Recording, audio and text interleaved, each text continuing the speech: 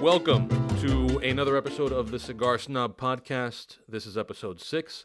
I am Nick Jimenez, the magazine's senior editor, joined by our editor and publisher, Eric Calvino. Hello. There he is, and Ivan Ocampo, our photo producer. Nice touch. Happy New Year, everybody. Happy New Year, buddy.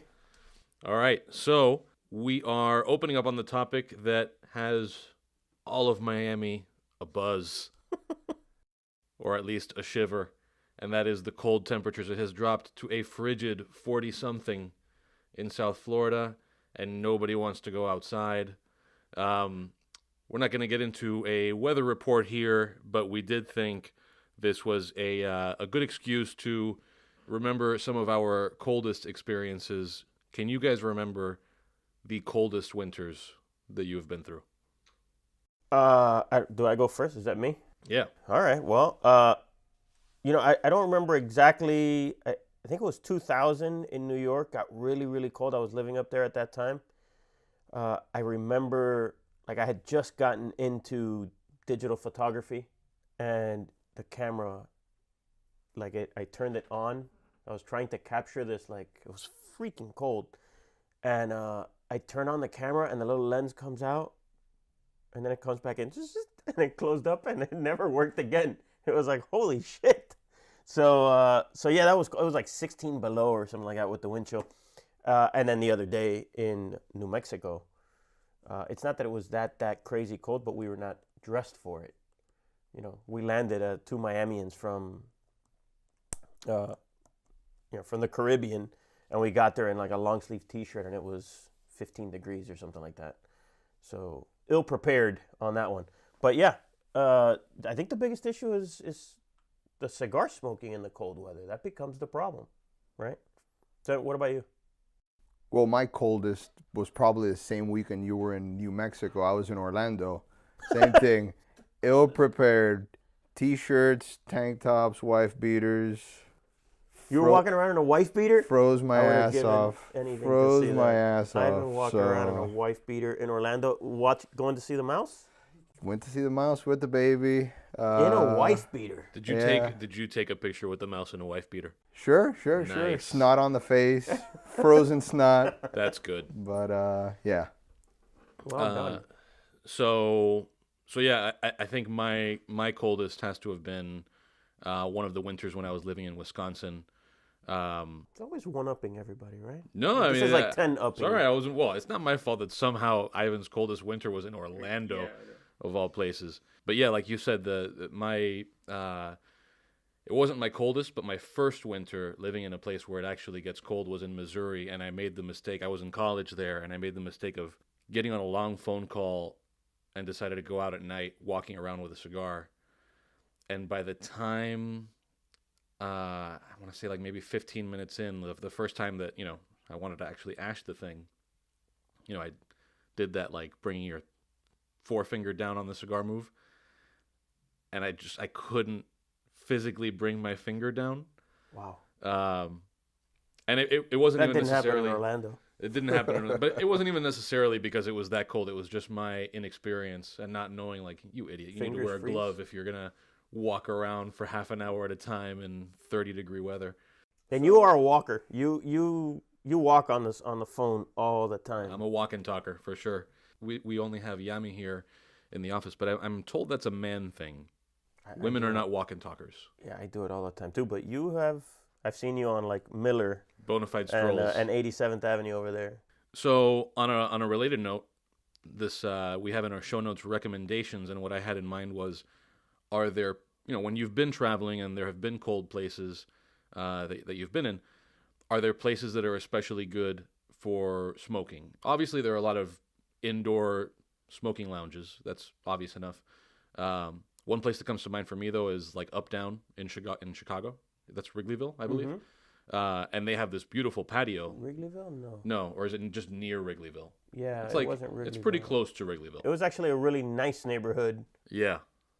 But in any case, Uptown Cigar in Chicago has this great patio, and we weren't there for the cold, but we were told that they cover it, they heat it, and I had a friend who was traveling in Chicago and told me it was it was a great experience. He went over there I want to say it was a February or January, and it's one of the few places in Chicago that you can actually smoke semi outdoors when it's cold as shit in that town.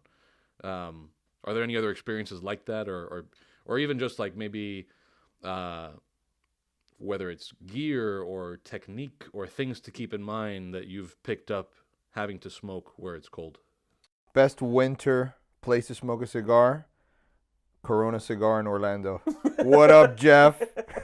That is a good spot, though. All the Coronas are good. But yeah, no, I don't have a lot to contribute here, other than, I love smoking in New York City, and Grand Havana Room at the top of the sixes, while everyone's walking below you, freezing their butts off, and you're sitting up there with a good scotch and a cigar. Just, it's tough to beat that. Coat check. Yeah. Just make it so easy. Nice. So easy. I know that's a little bit, I don't know, but. Well, but coat check is a big deal, right? Because a coat is going to absorb, all that smoke. And the difference between just your general happiness having a coat check and not having a coat check. Yeah, you're going to have to in dry those clean cold the thing. weather, and maybe some of the people listening to this are freezing their asses off right now. Yeah. And so here we are in Miami. I'm wearing basically almost a long sleeve T-shirt. Yeah. Well, actually, that's a good point. So we have other parts of this episode where we're going to bring up our feedback email, but that's worthwhile because we're going to do another episode before it gets warm again. So how about if people are listening to this and you have places that you would recommend, hey, here's a place that does cold weather smoking well, whether that's, hey, they do hot chocolate, so you can be nice and cozy. That's nice. Hot chocolate with a cigar, how often can you do that? Coat check, great outdoor patio like Up Down does. If you have places that you want to see shouted out, maybe that's worthwhile. Come down to Miami and smoke, man. There you go. On the street, no afraid you can smoke anywhere. Yami will make you coffee, Yeah. the whole thing. But yeah, you can write us at info@cigarsnobmag.com. All right, and we're going to awkwardly segue into the next topic, which is this episode's cigar. Every episode we are... Can we call it a featured cigar? Yeah, we call it a featured cigar. It's just what we're all going to smoke during right. the episode. Right, So yeah. I want to have a name for it. Right, yeah. Featured cigar of the episode is the AJ Fernandez, or Enclave by AJ Fernandez. No, I think it's AJ Fernandez Enclave? Yeah. So AJ Fernandez Enclave Broadleaf. And we're smoking this in Robusto. For those of you who are unfamiliar, this is a Connecticut broadleaf wrapper, Nicaraguan binder, and Nicaraguan fillers from Pueblo Nuevo, Estelí, and the Jalapa Valley. Comes in three sizes, a 5x52 Robusto, a 6.5x54 Toro, and a 7x52 Churchill. So we're smoking that Robusto, which retails for $8.50. Ivan, any thoughts on the cigar? Looks beautiful. I love that dark brown toothy wrapper. As far as smoke goes, AJ has that signature, profile to all of his cigars, and I think you could definitely get that with the Enclave. It's a great smoke. Yeah, the signature AJ for sure, right? That just up front pepper, and what I like about this particular cigar though is that that broadleaf wrapper brings in a really nice sweetness and in a weird sort of like almost citrusy note that I like. So this cigar is cool, man. I dig it. I know AJ Fernandez, that upfront pepper could be off-putting for some, but for those that like it, man, this is really well done. It's balanced. It's got the pepper, but it's also got that sweetness to it. It's even got some cedar in it, which is sometimes hard to find that note in a peppery, earthy cigar like this. I would definitely call it, at this point, I just started, I'm about, maybe half an inch in, and I would call it medium to full at this point.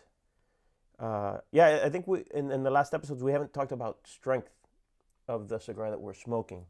So I did want to bring that in. Yeah. So, Yeah, it's got some strength to it. Yeah, and I think we're all at about the same point in the cigar, and it's also worth noting the burn is pretty Spectacular. Yeah, it is spot on. It's burning nice and evenly. The smoke output is good. The draw is good. So a very well constructed and consistent cigar, which I think is another huge reason why AJ has gotten as popular as he's gotten, especially in the last year or so. And these are affordable too. Yeah, what was it? $650 you said? Yeah. Well, no. It's this is the low end of the three. It's $850, and it goes up to $950. So $850, $950 for the Robusto, Toro, Churchill, respectively. That's a good price. Yep. But it's a good price, and it's a solid, consistent cigar. People love the cigar. When we profiled him for the last issue, I was up in Kentucky with him for an event, and it's incredible, man. He has managed to, on the quality and consistency of the cigars, really build a great following of people without necessarily being on the road all the time. So it's a testament to, how much people rely on that quality and consistency. And do we know what we rated this? We did rate this year, and it got a good rating. I remember that, but I don't have that. So yes, I'm ill prepared for this. We rated it in Churchill. And no, sorry, this Robusto, the broadleaf Robusto, we rated it 92 in the March-April issue. That's high praise from Cigar Snob. Exactly, yeah. Regular Cigar Snob readers know that. How many times have we gotten 94? Is that like once or twice? Yeah, I think just twice. Yeah, so twice in the history of Cigar Snob ratings, we've given 94s. 92s are often, in almost every issue, the highest rating you'll find out of the 50-some-odd cigars we might rate in a given issue. So this is as solid and reliable a cigar as you'll probably find. Again, if that's your profile, right? Exactly. If that dark, strong pepper earth is your profile, man, have at it. Also, it's got some espresso. I'm telling you, I really dig like this cigar. black licorice. Look at you with black licorice up in there, huh? Are we going to have to worry about the Ivan Cigar Blog? Yeah, offshoot. No, man, it is good. It is good for sure. And at that price, all day.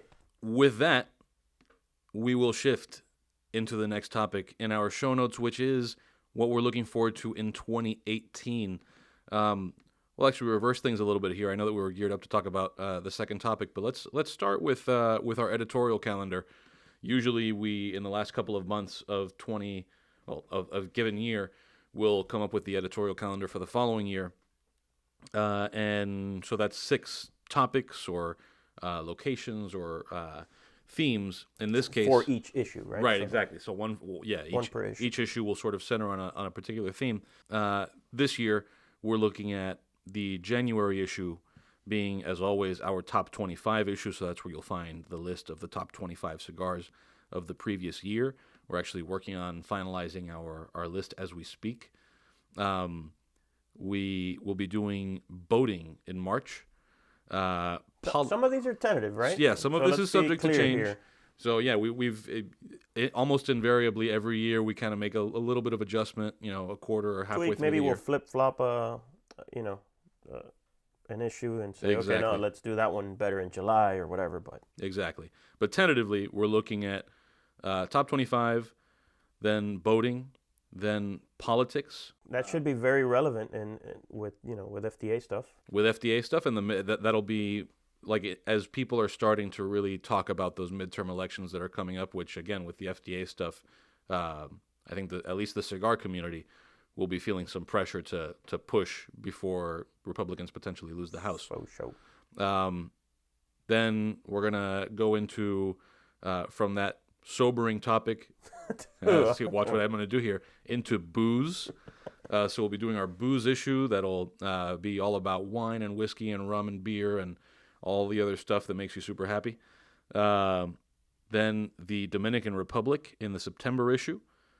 And finally... Whoa. Come on, man. The Dominican Republic, that's going to be kind of like what we did in Nicaragua, right? Where we went... Exactly. Like, here's how you can do your own Dominican Republic cigar factory tour, right? Exactly, right. So we had the our Esteli travel story. Yeah, which if you don't know what he's talking about, check it out, right? What issue was that? July? Well, it was in the July issue, and it's now online.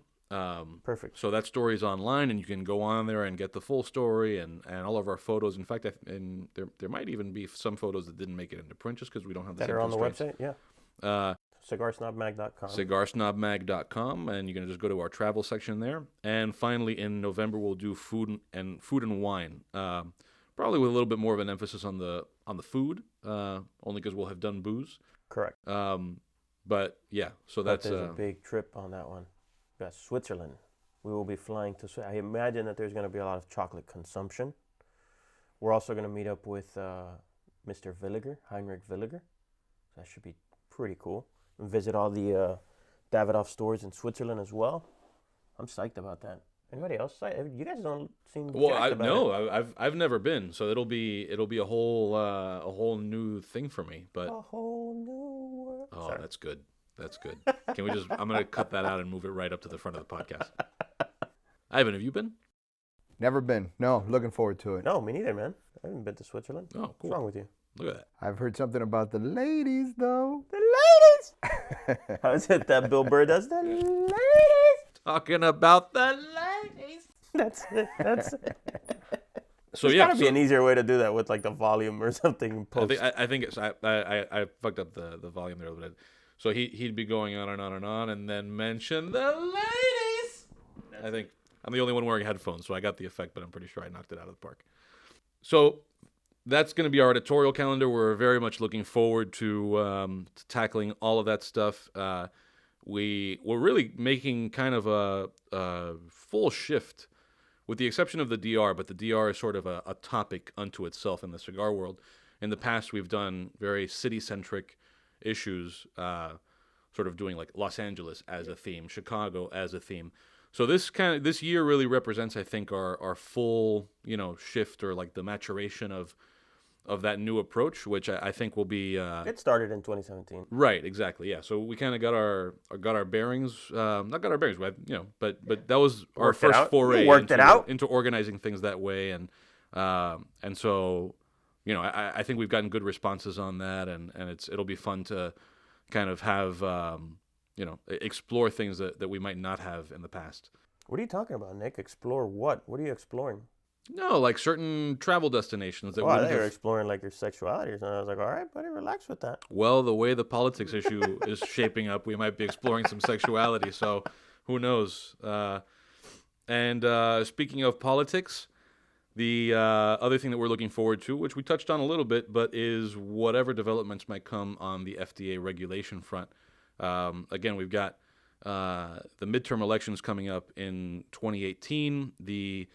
I might be fudging the numbers, but basically the Republicans have about a 20-some-odd seat majority in the House, and on average, the party opposing the incumbent party in the White House in a midterm will pick up 20-some-odd seats. So even if Republicans lose the average number of seats for this situation, we're like right on that borderline of missing the window here.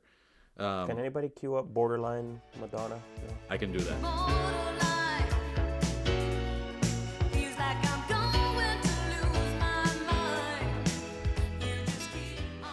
So, Eric, I think that you're probably the one who's most in touch with some of the key players on this.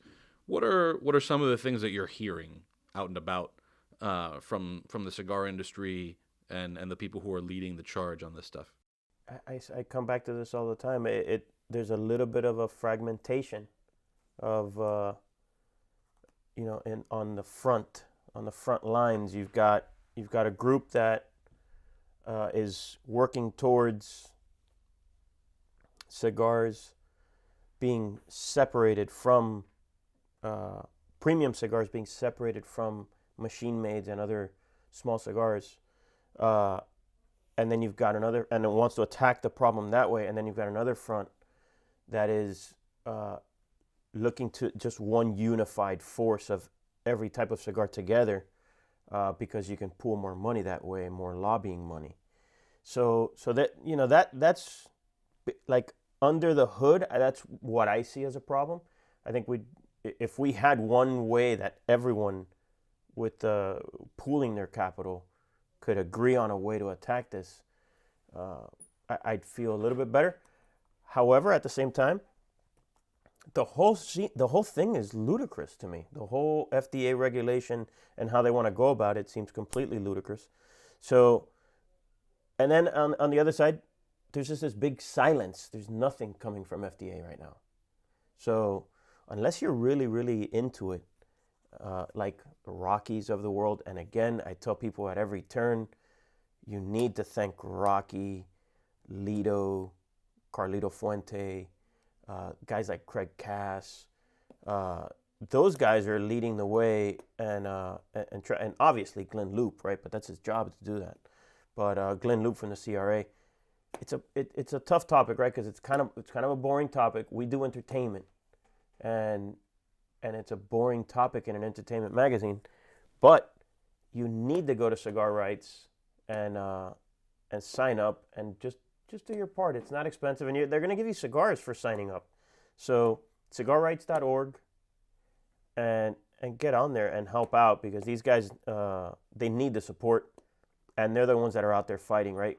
Every day we talk about it, but we just cut and light our cigar and enjoy it, right? And look for the CRA updates that we run. In every issue, Glenn, yeah, in every issue. So And those are very informative.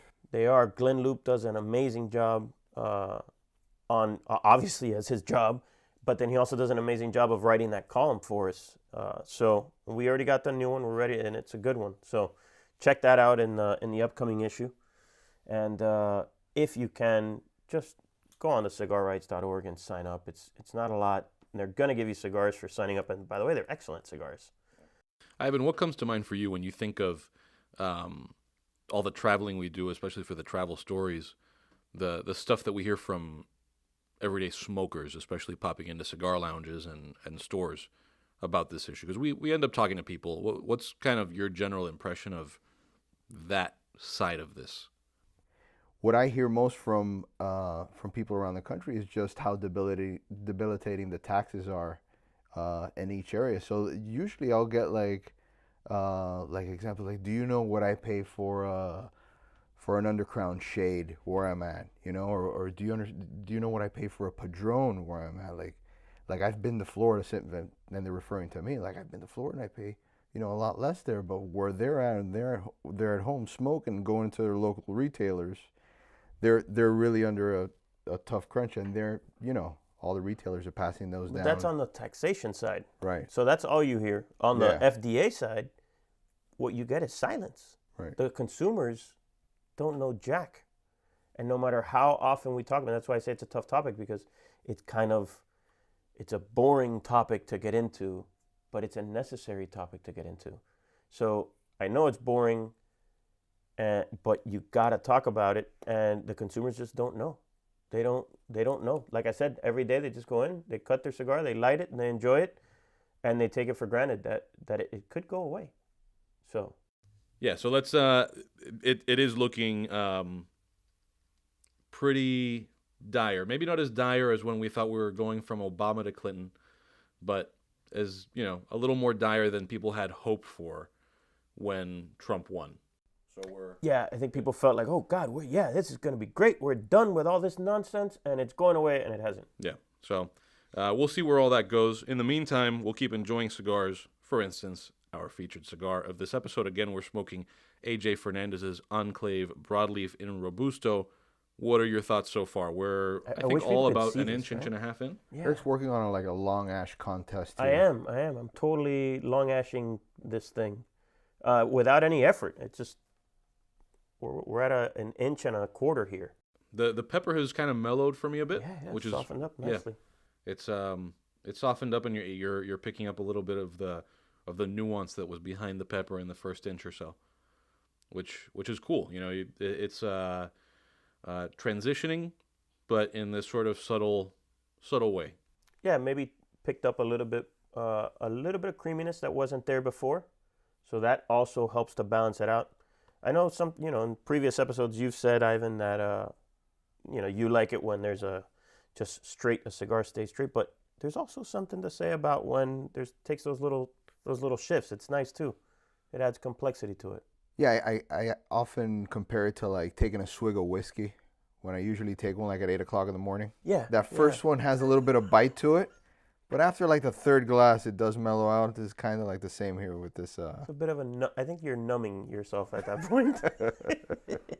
But no, this is again, this is an excellent cigar, and at the price point, again, it's tough to beat that, right? I think AJ has really taken to that. You know, I'm gonna kick your butt on price, and he's done an incredible job. Right, amazing cigars at a great price. So if you guys haven't read Nick's article in our last issue on AJ, you gotta check that out. He did a great job. Very informative and entertaining piece. So check that out. Was it In the Spotlight? Spotlight, yeah. And that is one of the things that AJ touches on. You were talking about the pricing of the cigars. AJ, when you hear him talk about what decisions he makes on blends and sizes and pricing, he's sort of like the consummate Guajiro. What's that? Guajiro being the Cuban term for like a country guy. Country guy, farmer guy, yeah. But unlike so many other consummate Guajiro types, he is very aware and very responsive and very concerned with consumer feedback, and making sure that people are happy with the product. And he takes a lot of pride in the idea that he's providing people with very high quality at a very accessible price. You know, it's almost like you talk to him and he talks almost in terms of like he would feel almost ashamed if he were just like, you know, marking things up because he could, which is cool to see. Maybe to his own detriment, but on the other hand, he's doing pretty freaking well right now. You can't throw a stick without hitting a bunch of AJ in a humidor. You can't throw a stick in a humidor. In a humidor, right? Yeah. Let's throw that caveat in there. So speaking of AJ, AJ is an extremely knowledgeable cigar guy. And we are going to announce right now on the Cigar Snob podcast. Do we have like an announcement drum roll thing? A new unnamed segment. The idea is that we are going to be soliciting from all of you, our listeners, any questions that you might have, and the crazier the better. The crazier the better. We're looking for cigar mysteries or tips and tricks questions. And it's like unanswered X-Files. Yeah, questions to which you have been unable to find answers on the interwebs or from your local tobacconist. We're gonna take those questions, find the best, most interesting ones, and get answers from our contacts in the cigar industry. I think we have to give a shout out to Rene for suggesting this. That's right, Rene Castañeda at Villiger. That's right. He said, you know, on a podcast that he listens to, they did it and he loved it and he thought it would work for cigars, and I think he's 100% right. And so the kind of question we're talking about is things that your regular cigar quote unquote expert can't answer, where you need someone that really knows this stuff inside out to answer. Like, I've heard people ask about, like, why does the smoke on the front of the cigar come out light gray or white, and on the back of the cigar come out brown, right? I've gotten that question. I've gotten the question of tar, like how come tar builds on some cigars and not others? Also, those little black things that hang in the air sometimes when you smoke, what are those? That kind of question, the question that your regular old cigar guy can't answer.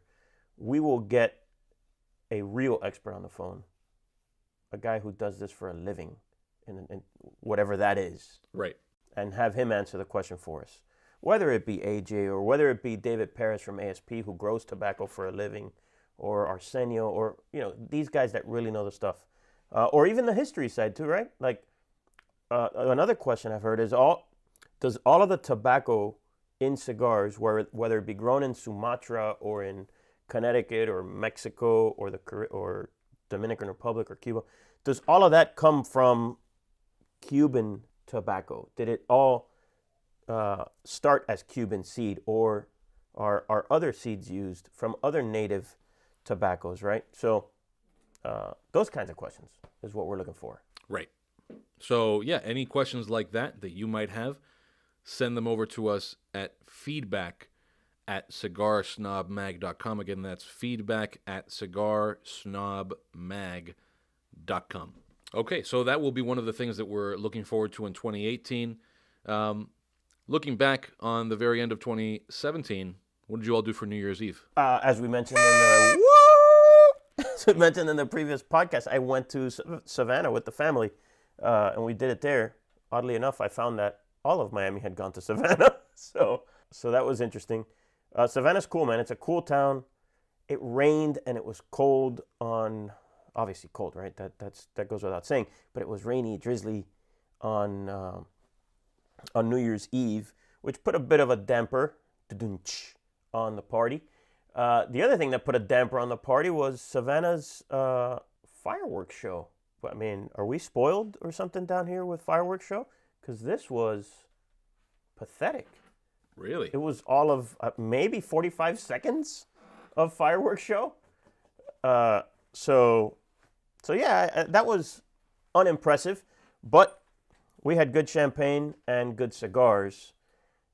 We found a spot at the Westin that was covered but outdoors, and although those guys didn't want us out there, we snuck out there and we smoked our cigars. I smoked an Oliva Master Blends 2 that had been in my humidor since about 2010. An appropriate cigar to end the year on the year that Don Gilberto Oliva Sr. passed away. I felt it was appropriate to enjoy that in his honor. So that's what I did. What about you, Ivan? So I had my family down from New Jersey visiting. Jay-Z? Yep, got to see my dad, sister, stepmom. Had a great time. They stay. Hey, Ixie, what's up? They stayed over at Trump National. Not bad. Yeah, make America great again.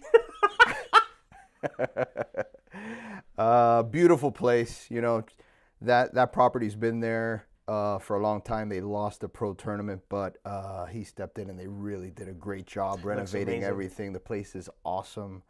So for New Year's Day, there was a big concert there, which the guests weren't invited to. So had to do a little sneaking in, and once we... That's not new for you at Trump. No, I'm used to it. You just gotta make believe you belong. So snuck in, got to see Gente de Zona. If some people don't know Gente de Zona, Nick, can you hit me with some? Here we go.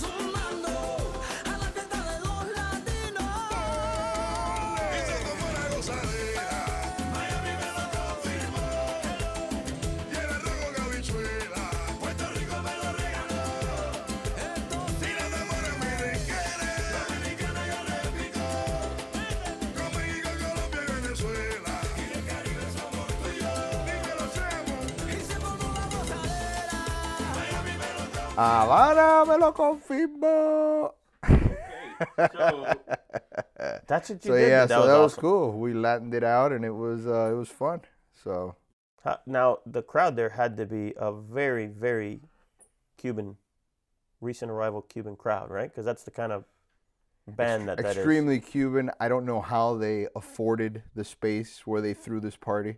And the band. I mean, God bless most them. of these people listening have never heard of this band, but in Latin circles, they're huge. Yeah, Gente de Zona is a Cuban reggaeton duo.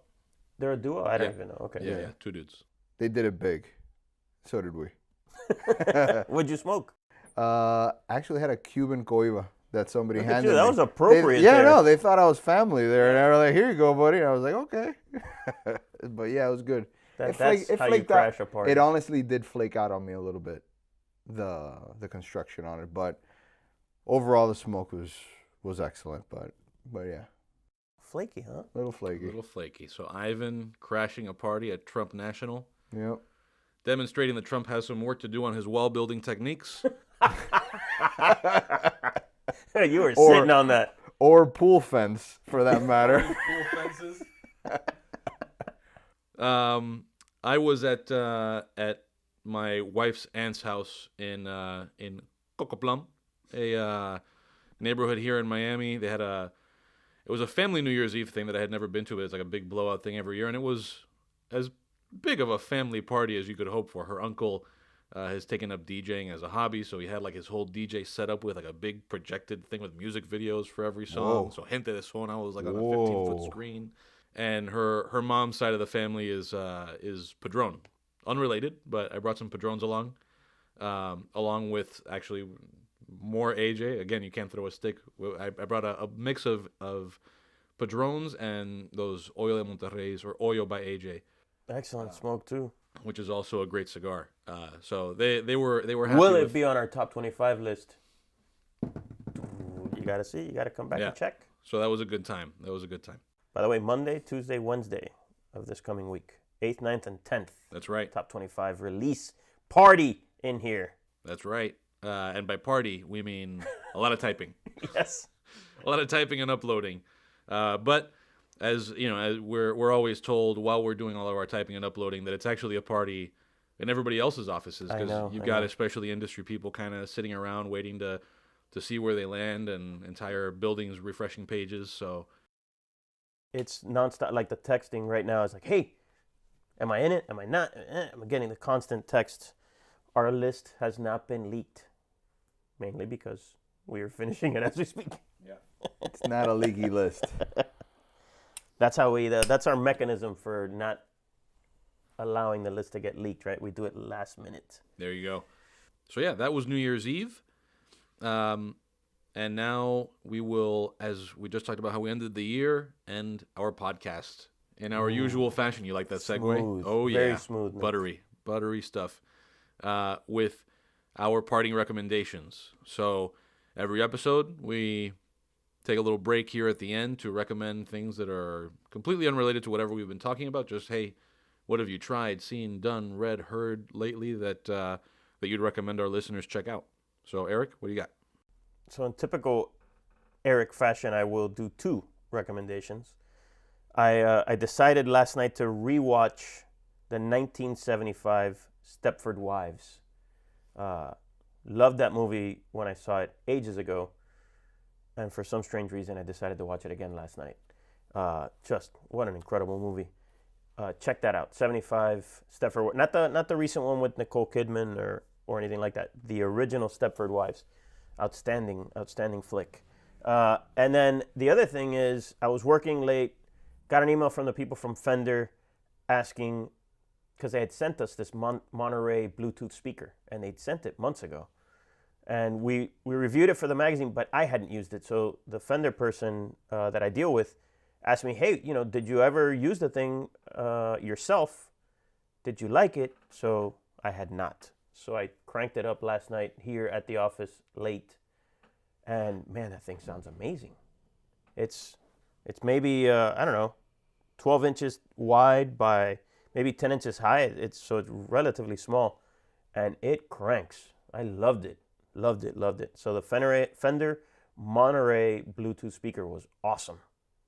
That's my recommendation there.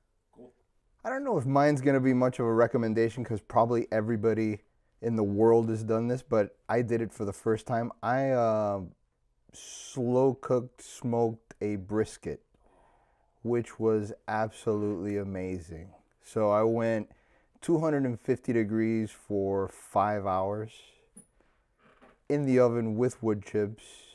It's like past lunchtime, Ivan. It's not a good idea to do this to me right now. But let me tell you what I did. Then I finished it off on the grill, like basting it in like barbecue sauce. It was absolutely delicious. What'd you use as a rub? It was like a garlic and herb rub that I used, but it was awesome. That's awesome. Did you use the wireless thermometer, the one that they had sent us a while back? I didn't. You didn't use it? No, I didn't do it. I was on top of it. Usually that's good for if you want to like just set it and forget it. Yeah. But I wanted to be on top of this. I was very cautious on this brisket coming out good. So I was really on top of it. So I really didn't need the electronic thermometer, which would have worked great, by the way. But yeah, try that if you haven't done that. It's awesome. Nicholas? All right. Nikki? So I had a question for you, and that gives me an idea for another recommendation, but did you get any help from T-Roy? I've seen T-Roy's videos before. I Leroyed it. And Leroy Jenkins. yeah, people don't know this, but this is an inside joke we have here. I Leroy Jenkins it, which means I just jumped right into it without doing much research or thinking about it. And it came out great. So that'll be the first of my recommendations. If you now have a hankering for some barbecue, check out a YouTube channel by a guy named T-Roy. You can find him searching YouTube for T-Roy, T-Roy Cooks. And he's this Louisiana native living in Austin, Texas, who we don't know, but whose videos we enjoy. Does Very a lot much. of really good-looking cooking. That rhymed. And just seems like a really nice dude, which is part of why it's easy to get through these long videos. He just seems like such a freaking nice guy.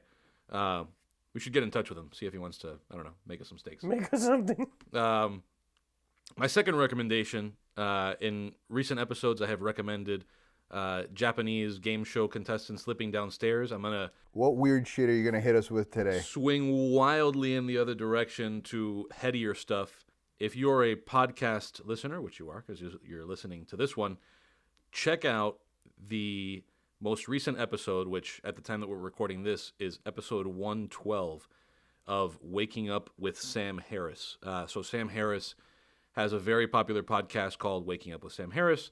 He is a philosopher and a very as famous as philosophers get on the internet, well known for his atheism, and he has a conversation/debate with Eric Weinstein, who is a university professor who recently became embroiled in some political correctness controversies, and Ben Shapiro, who is an Orthodox Jew conservative commentator.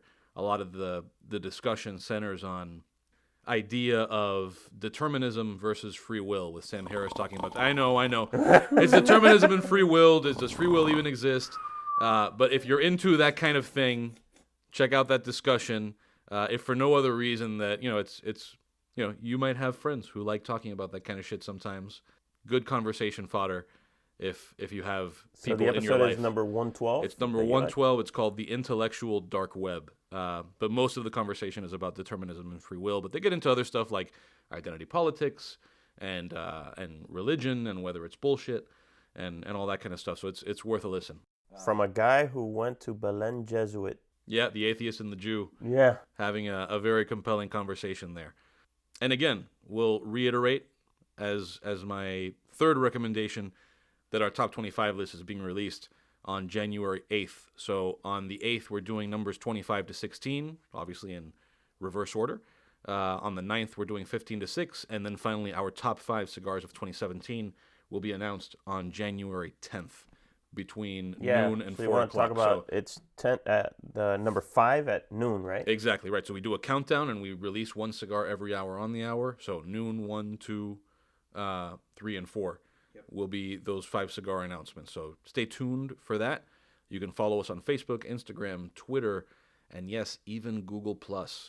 Or you can refresh our website over and over and over, hoping to see something new over the course of those 4 hours. With that, I think we're ready to call it a day. Nice. We got to keep that thing around, or maybe find other props. This is stuck here. I love it. Yeah. Thanks for listening.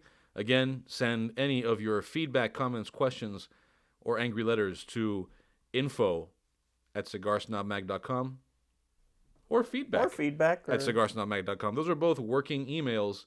Do we prefer feedback? I think so. Send them to feedback. Forget what I said about info.